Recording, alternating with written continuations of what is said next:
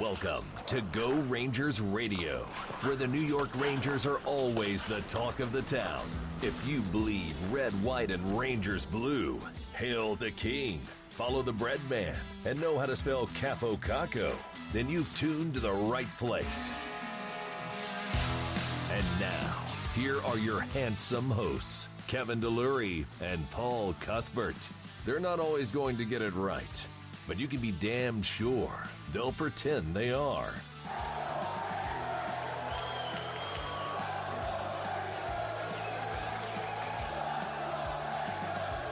Now, let's go Rangers Radio. Yeah, good evening, everybody, and welcome to Go Rangers Radio. Broadcasting live from the Go Hockey Media Studios in New York, baby. Yours truly, Mr. Paul Cuthbert, and everybody, please say hello to your friend and mine, Mr. Kevin DeLury. KD, what's with the beard, buddy? Lurking on my my Facebook page today. Pretty scary stuff, man. Actually, to be fair, that's actually an older picture. My wife made me shave on Wednesday, so no beard anymore. So. Oh, all right. That's lame. So let's do the show. Let's start the intro over because it makes no sense now. What are you doing putting up the old photo? I thought it looked good. I thought it was a good photo of myself, so I wanted to put it up. Yeah, if you're joining a Zach Brown tribute band. What's the story, buddy? What's going on with that? You can't mess with your fan base like that. Hey, man, look, I got nothing else going on, so I figured I'd grow a beard. It got pretty out of control. If anybody, actually, I updated the Twitter handle as well and Twitter picture, so people can check it out on my Twitter, might see what my beard looked like. But yeah, clean shaven again, Getting ready. I'm getting ready for the playoff beard. I got to start with a clean slate, my friend. Oh my goodness, gonna start all over again. Well, I'll tell you what, pal. Whatever floats your boat. Scruff on, scruff off. I just don't think it's nice that you just mess with your fan base like that, and your friends who think that's what you look like right now, and it's not. It's fake news. What else is new on Twitter? Like 99% of what you read on Twitter isn't fake, so I figured I'd just, join the brigade. So there we go. All right, buddy. Well, here we are, Wednesday, July 8th.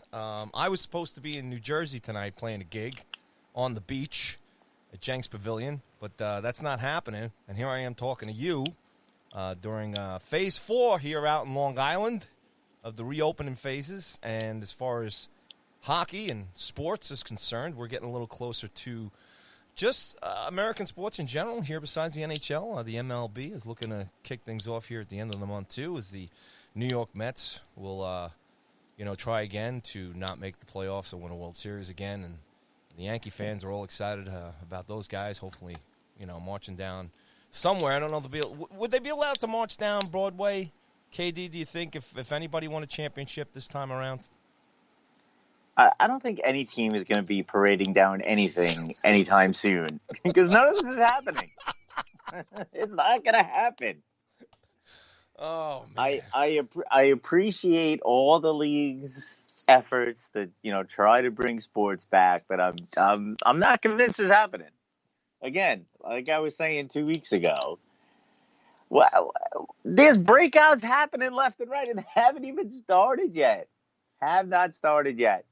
Well, that's why you have The extra guys NHL. What did the NHL say? There was like 24 guys that tested positive already, and the teams haven't really even gotten together yet. I mean, they have, what are they in phase 2 or whatever they're in right now? Drink some Robitussin and get out on the ice. Let's go. Yeah, but if they're going to have to quarantine for 2 weeks or whatever the mandate is from the league, like once this thing starts going through a team, it's over. It literally has to go just through one team in any of the sports, and it's all over.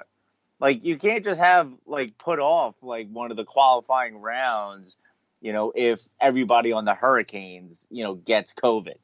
Like, all right, we're going to pause it. No, then it's over. And now we also don't even know because you're seeing in baseball, especially in the NBA, a lot of the players are saying they're not even reporting.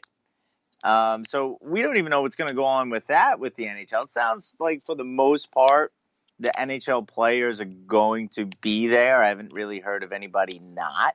But I guess in the new CBA that I guess they didn't pass it yet. The players have to vote on it. But players are allowed to not show up and there'll be no repercussions. So, that could be something that ultimately stops it from happening as well.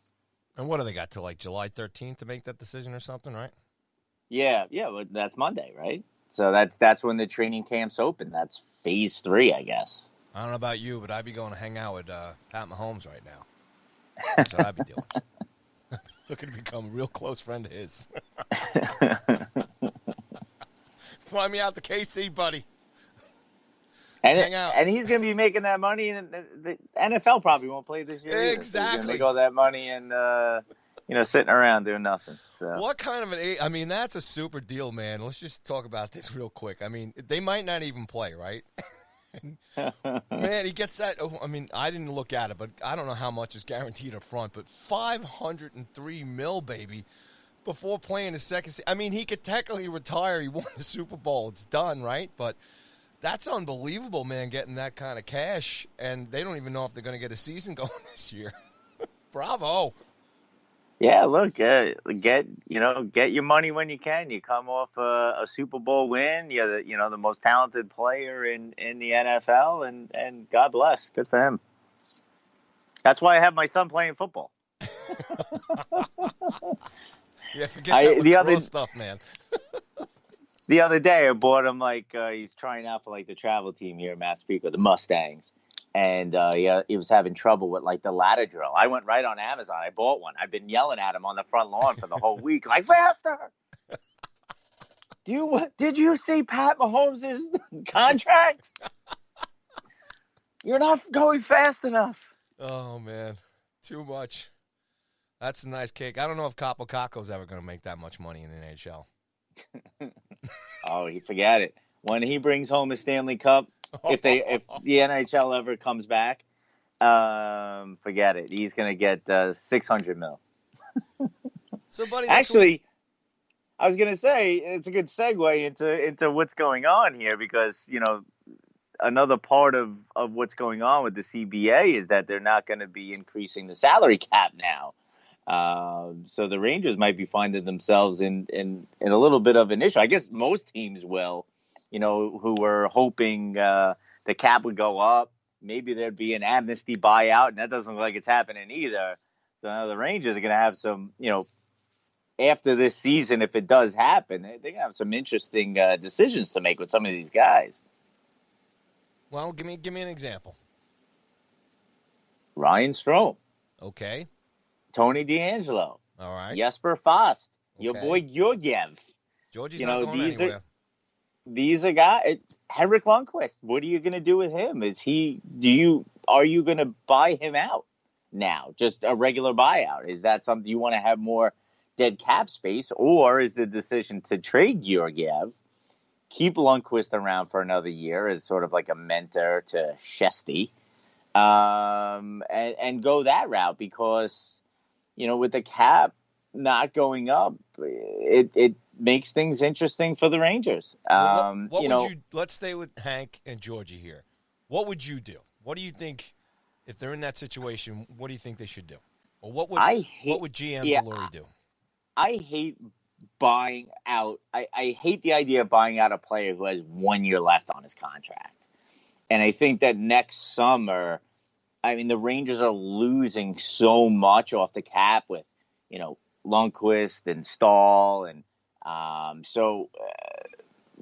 having that money coming off the books is going to be huge. And to now, if you do buy out Lundqvist, you will have some of that dead cap space there, which will hurt them. And at that point, next summer, you hope that they'll be going into. So this season was the rebuild and, let's get some experience for the young kids. And next season is we need to make the playoffs. And then the season after that is let's go, let's roll. And you would hope during that off season, when they did have all this cap space due to these players, these big time contracts coming off the books, they'd be able to pick up some big time free agents, to help them on what at that point will be turning into, that you would expect the team would be at the point of being a cup contender. It's an interesting. That to me is going to be the biggest decision: what to do at Lundqvist. Do you want to have that dead cap space out there for a couple more years, or let's get rid of Georgiev, let's keep Lundqvist around for that final year, give him his sort of swan song, and then we completely lose that contract in that summer, and we could bring in some top line talent, depending on where they need it at that point, to solidify this team as a legit cup contender. Well, I think look, as much as a Georgie fan I am, I think that's the way to go. You try and get something for Georgiev, and hang on to Hank there for another year and let him, hang with Chesty. I think if, you buy Hank out, if you have Georgiev and Chesty here, you're talking about split duty, and I don't think either of those guys, especially Shesterkin, is not suited for sharing the net. I think that's a guy that, you want to ride him and put him in. And he just seems to be the kind of young guy that could step in and play, 50, 60 games a year and carry the team. He just seems to me that way. Probably even more than Georgiev. Believe it or not, I'm saying that as much as I love the kid. But I think that's really the best route to go for the Rangers if that's the situation. So, I agree with you. And I think I've actually changed my thought process on it because of no amnesty buyout and there's no increase in the cap. Because I've been saying, all along that, Lundqvist really serves no purpose here anymore in this rebuild. And I'd love to have a young up-and-coming goaltending duo with Shesterkin and Georgiev. But,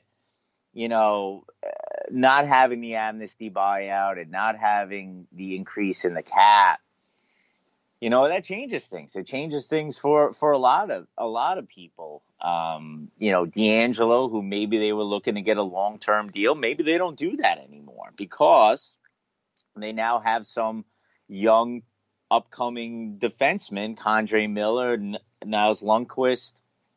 So, you're going to have to pay Fox. You're already paying Trouba a ton of money. So, there's going to be an odd man out. And unfortunately, that looks like D'Angelo.